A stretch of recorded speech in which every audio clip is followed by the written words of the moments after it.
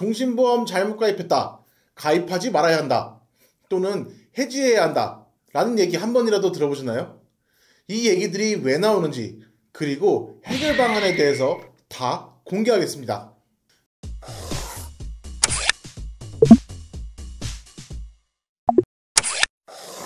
요즘은 종신보험에 대해 좋지 않은 시선으로 보고 계신 분들이 많으신 것 같습니다.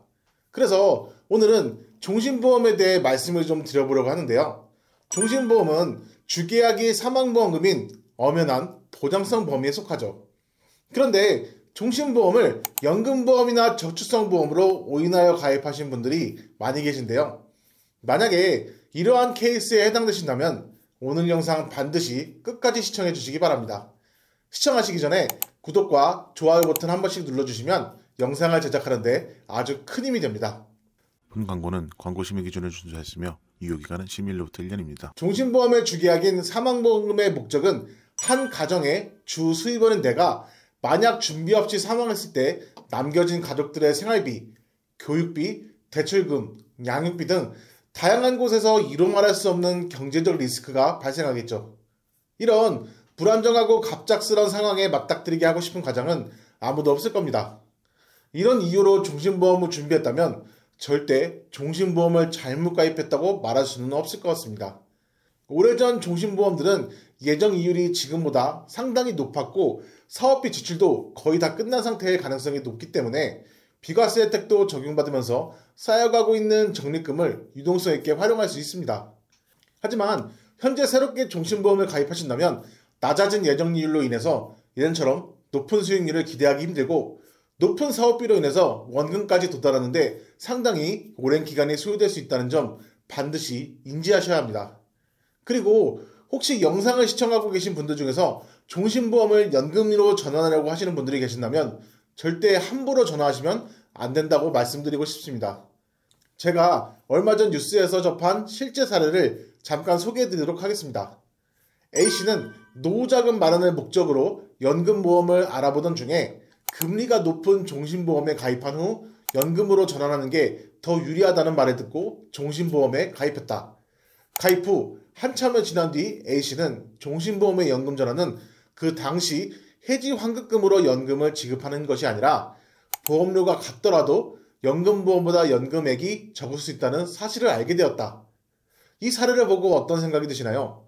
종신보험은 납입한 보험료에서 사망보험금의 재원인 위험보험료와 각종 비용 및 수수료 등의 사업비를 차감한 후에 적립금이 쌓이기 때문에 앞선 사례처럼 10년 이상 보험료를 납입해도 해지 환급금이 이미 납입한 보험료보다 적을 수 있습니다.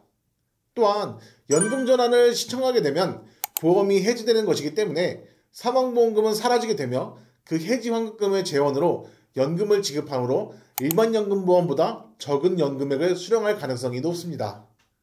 따라서 제 개인적인 생각으로 종신보험을 연금 수령으로 목적으로 가입하시거나 예전에 가입한 종신보험을 연금보험으로 전환하시는 것은 결코 옳은 판단이 아니라고 생각합니다.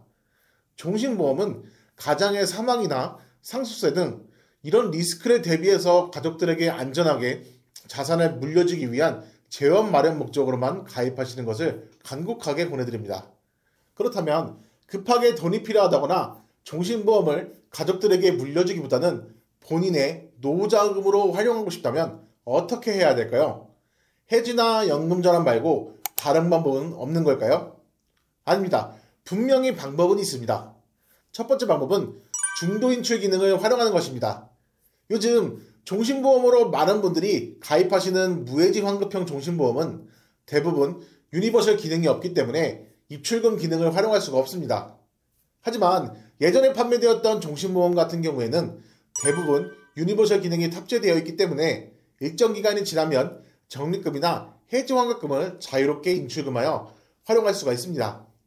예전 종신보험은 지금보다 상당히 고금리를 적용받았던 상품들이 많았기 때문에 납입기간이 오래되었다면 그동안 납입했던 보험료보다 더 높은 금액으로 중도인출이 가능할 수도 있습니다. 중도인출 최대 금액은 상품마다 다 다를 수 있기 때문에 해당 상품의 약관을 확인하시거나 콜센터로 전화해서 확인하시면 되겠습니다. 보통 중도인출을 하게 되면 따로 매달 이자가 나가지는 않고 중도 인출 시 발생되는 약간의 수수료만 내면 되기 때문에 장점이 많은 기능인데 한 가지 주의하실 점도 있습니다. 중도 인출 기간이 길어져서 매달 적립금에서 빠져나가는 월 대체보험료를 충당할 수 없을 때에는 계약이 해지될 수도 있습니다. 참고로 월 대체보험료란 위험보험료, 계약관리 비용, 사망보증 비용 등의 합계액을 말하며 해당 적립금에서 차감되는 보험료를 말합니다. 따라서 중도인출 기능을 활용하실 때에는 이 월대체보험료와 관련된 내용을 꼼꼼하게 확인하실 필요가 있겠습니다. 추가로 종신보험을 유지나 해지 중 하나를 선택하는 것이 아니라 리모델링을 진행하시는 경우 체크해야 할 점을 확인해 보겠습니다. 이전의 종신보험에는 실손의료비, 1에서 3종 수술비, 보장 범위가 넓은 암진단비 등 지금은 가입할 수 없는 보장 내용이 좋은 특약이 포함되어 있을 수 있는데요. 이런 경우 해지보다는 주계약인 사망보험금을 좋은 특약들은 살릴 수 있는 최소한의 금액으로 줄이는 겁니다. 그러면 당연히 사망보험금을 줄인 만큼 해지한 것이기 때문에 손해는 일부 확정되지만 매월 납부 보험료는 줄어들고 좋은 특약은 유지가 될 수 있습니다. 그리고 부족한 부분만 신규로 준비하시면 더할 나위 없는 보험 리모델링이 될 수가 있는 겁니다. 이 방식이라면 매월 납입보험료에 대한 부담도 줄어들고 종신보험을 완전히 해지하시거나 연금으로 전환했을 때 발생되는 불이익도 방지할 수가 있습니다. 실제로 예전에 종신보험을 가입한 많은 분들이 남겨둔 특약은 살아있을 때 혜택을 받고 남은 사망보험금은 본인 장례비로 사용할 계획을 하고 있습니다. 또한 병치레를 오랫동안 했다면 사망보험금으로 그동안 사용한 간병비 등의 의료비를 가족들에게 어느 정도 돌려줄 수 있는 것에 의미를 둘 수 있겠죠. 두 번째 방법은 자녀가 있는 분들께만 해당되는 내용인데 매달 자녀들에게 연금 형식으로 용돈을 받는 것입니다. 아마 머릿속에 물음표로 가득 차실 것 같은데 지금부터 제가 드리는 말씀 집중해 주시기 바랍니다. 종신보험의 사망보험금은 가입 이후 2년 이내에 자살로 사망을 하거나 계약자나 수익자가 고의로 피보험자를 해친 경우만 아니라면 사망 시점과 사유를 불문하고 반드시 유족들에게 보험금이 지급됩니다. 따로 보험금 수익자를 지정해 넣지 않았다면 법적 상속인에게 사망보험금이 지급되는데 법적 상속인의 대상 1순위는 피보험자의 배우자와 자녀들입니다. 만약에 피보험자의 배우자가 없는 상태라면 자녀가 사망보험금 전액을 수령하게 됩니다. 즉, 부모님의 사망보험금은 자녀의 입장에서 언젠가는 받게 될 상속재산이라는 것이죠. 그렇다면 자녀 입장에서 부모님의 종신보험을 유지하고 계신데 형편이 어려워져서 해지를 하려고 하시거나 연금 전환을 고려하고 계시다면 차라리 부모님께 매달 용돈을 드리고 추후에 사망보험금을 물려받는 게 낫다는 판단입니다. 부모님의 입장에서는 종신보험을 해지하거나 연금으로 전환했을 때 발생하는 불이익을 방지할 수 있고 자녀 입장에서는 매달 부모님께 용돈을 드리며 효도도 하면서 따로 연금보험을 가입할 필요 없이 부모님의 사망보험금을 물려받아 노후 자금으로서 활용하면 되는 것이죠. 저는 개인적으로 적립금을 매달 쪼개서 지급받는 연금보험보다 사망보험금 전액을 한 번에 지급받을 수 있는 부모님의 종신보험이 좀 더 효율적이라고 생각합니다. 세 번째로, 만약 종신보험이 없거나 해지를 해야 하는 상황이라면 사망에 대한 리스크를 대비하기가 쉽지 않을 텐데 이를 대비하기 위해서 정기보험으로 준비하시면 됩니다. 정기보험은 말 그대로 정해진 기간 동안 보장을 받는 겁니다.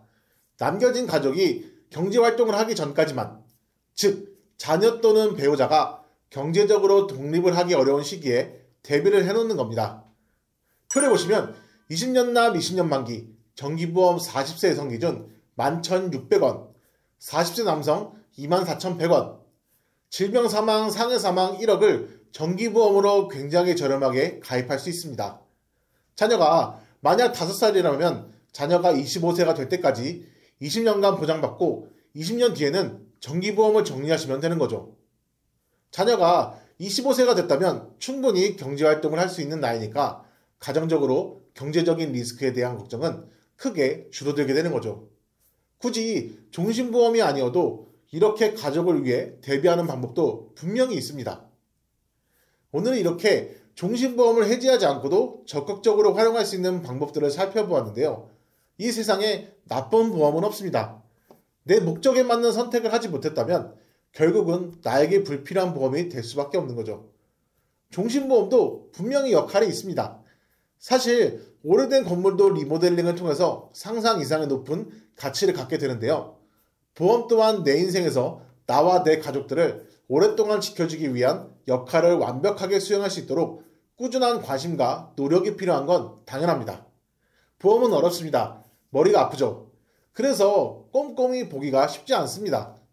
우리가 흔히 종신보험이라고 하면 사망 시에만 보험금을 지급한다는 편견이 있기 때문에 종신보험에 가지고 있는 다양한 활용 방법들을 모른 채 방치하는 경우가 많죠.